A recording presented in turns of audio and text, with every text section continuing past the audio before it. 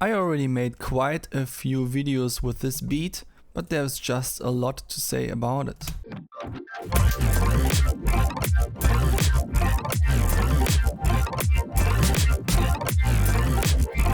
Today I want to talk about the snare.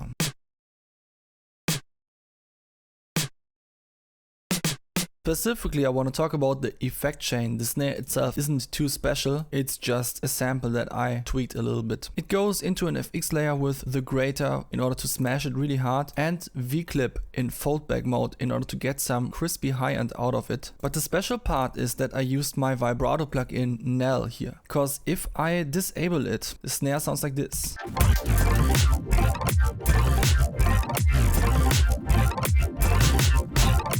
I think I know what you were thinking. You were thinking like, what? That's the exact same sound for the first 3 hits, and then when this fill-in appeared, you noticed, wait, there is something different about it. And I want to show you the trick. Let's enable Snare again and just play back, and you can maybe already see what's going on.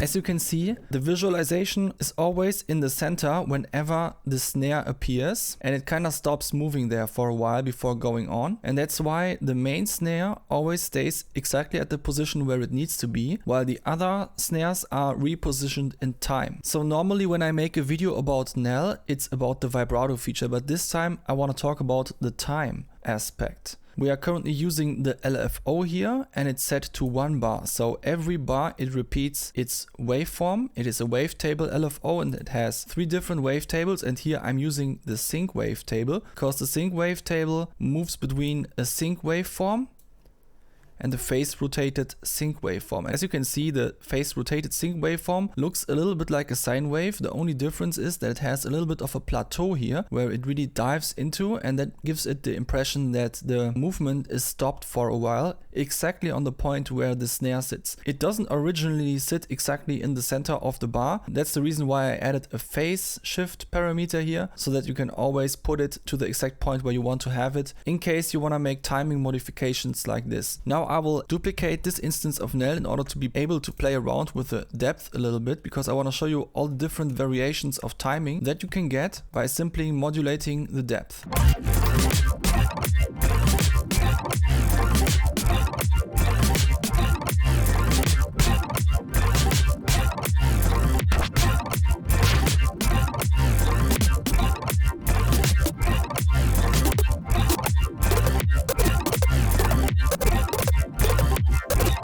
If you go too hard on it, it kind of falls apart, and I did that by going to the 2-second buffer here. So going back to the 420 milliseconds buffer, everything is alright, and you have basically the whole range to play around with. If you wanna recreate this in your own projects, you have to make sure to always have Lookahead enabled, because Lookahead makes sure that half of the delay that is used to create the vibrato effect is compensated for plugin latency. Be careful if you use this in a DAW like Bitwig, like here, where there is a maximum latency. That's, for example, not the case in Cubase, but here in Bitwig there is a maximum latency of 2 seconds. So if you try to run 2 instances of Snare in series on the 2 seconds buffer, then you would crash the audio engine. You can sometimes also accomplish something more complex by just adding another modulator to the thing and then dial in the mods mix in order to use both modulators at the same time. I will not do that here because I'm already happy with this setting. Okay, see you next time.